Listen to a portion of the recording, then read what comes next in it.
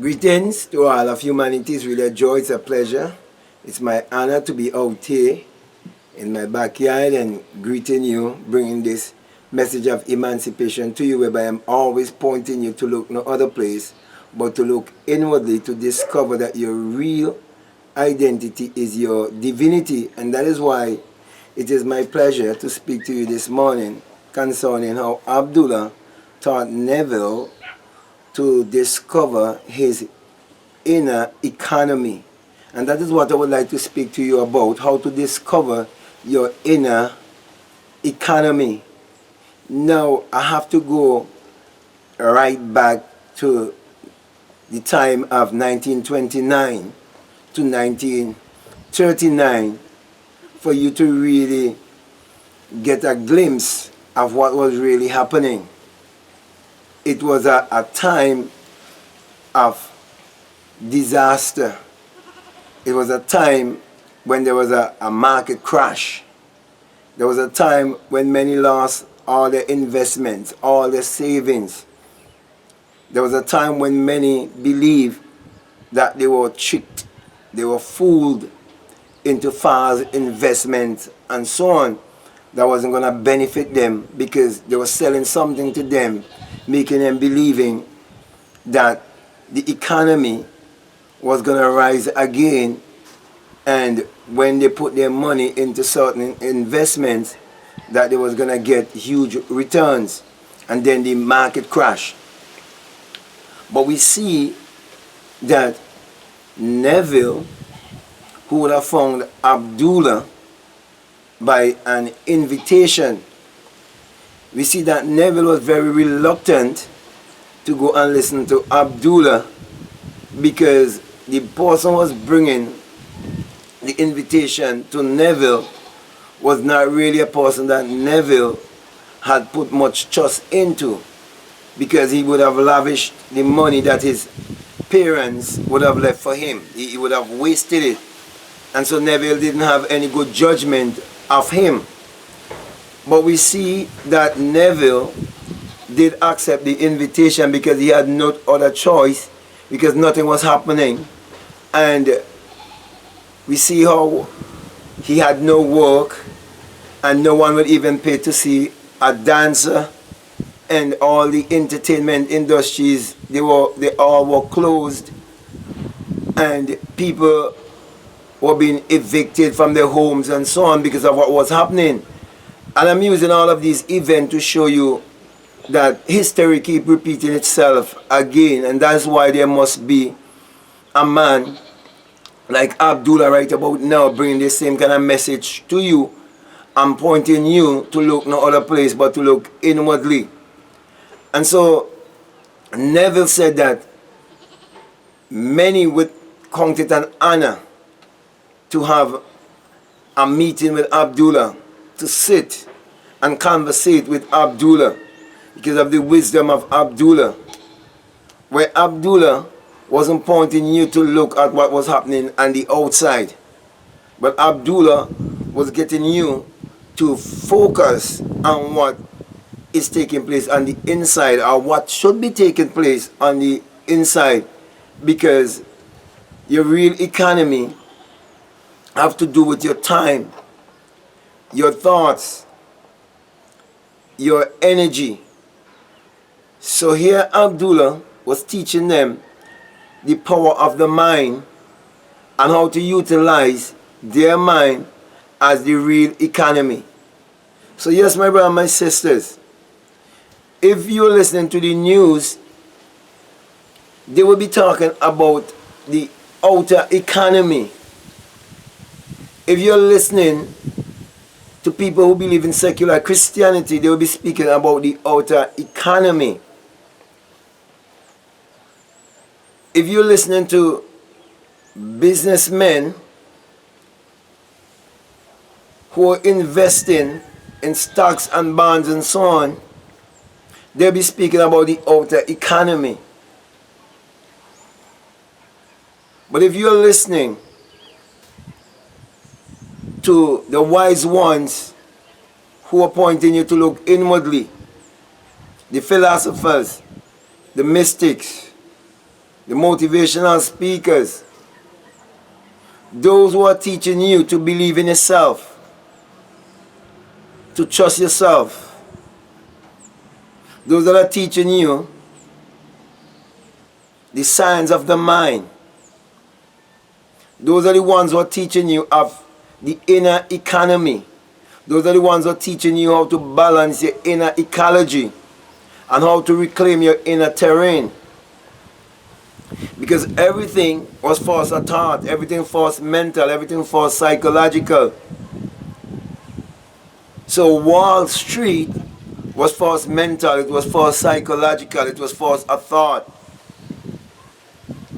Therefore, if that falls, you have to remember where it started or where it came from. And you must know where everything comes from. So my brother and my sisters, all I'm doing here is reminding you that there's nothing new under the sun, and teaching you how to deal with this situation. So instead of listening to the politicians, instead of listening to the preachers and listening to all the naysayers and all the conspiracy theories, I'm saying to you to listen to your intuition. Trust your inner self. Believe in your own human imagination to be the creator in man. And that is what Abdullah taught Neville in the time of the Great Depression. And so we see Neville, after he would have listened to Abdullah, he decided that he was going to study with Abdullah. And he studied with Abdullah for 5 years, because Abdullah also felt connected with Neville and even remind him of many years ago in a past life where they were philosophers back in China. And he told Neville that he forgot. He chose to forget of his past existence, and he was reminding him of his past existence, teaching us that we would have lived many lives. And that is why this is the time of the great awakening, and we have to awake to understand that our real economy is our mentality, and that we have to focus on our inner economy. So when everything around you seems to be falling, when everything around you seems to be taking a downward turn, I'm telling you to turn inwardly, to look inwardly. Now we know the story well that Neville had this burning desire to go to Barbados to be with his family. And Abdullah told him that he's already in Barbados, and teach him how to sleep in his parents' home in Barbados while still living in New York, by applying the power of imagination. Teaching him that God is his imagination, the creator in everyone, and that his real economy was within. That his real Wall Street was within. Teaching him that if he should open any account, that his account must be within. That he have to give an account for his time and his thoughts, because everything is an investment. So my brother, my sister, my encouragement to you is to invest your time wisely. Invest your thoughts wisely. Keep your focus on your inner economy. Think about how thoughts create reality, and that consciousness is the only reality, and that you came here to discover your true identity, to be your divinity. Therefore, you have to realize also that you're the Lord and Master of your destiny. So you have to take up the responsibility of thinking for yourself. of seeing yourself having and being and doing that which you so desire. So there were people in the time of the Great Depression who was committing suicide. Many were throwing themselves off of high-rise buildings to the death, while others was practicing meditation, using their imagination, using their emotion wisely, because energy, everything is energy, vibration and frequency, and emotion is energy in motion. So my brother and my sisters, this is the same thing that is happening right now. Everything goes around in a cycle, and the cycle has returned. And I'm here to advise you. I'm here to tell you that greatness is in you. I am here to tell you that you can print money in your imagination. I am here to tell you that you can speak food on your table. I'm here to tell you that you are to believe in the Christ power that is within you. For example, as long as you can accept the fact that the Bible addresses the human mind and must be interpreted psychologically, then you will understand that the Bible is your spiritual autobiography, and that you can live sumptuously if you believe that heaven is within. And when you see all the catastrophe that's happening around you, it wouldn't move you, because you're in another frequency. You're on another level.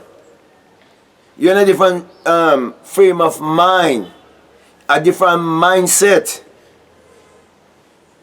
So my brothers and my sisters, the rich man, the poor man, the beggar man, the thief, it is one mind, but different arrangement of the same mind. So even now, this time that we are living, where there's coronavirus and the news, they're telling you it's a pandemic. And many say, no, it's not a pandemic, it's a scamdemic. Some say it's a plandemic, something that's been planned. I want to say to you that it takes the strong to survive in these times. And you are the strong ones if you focus on looking within.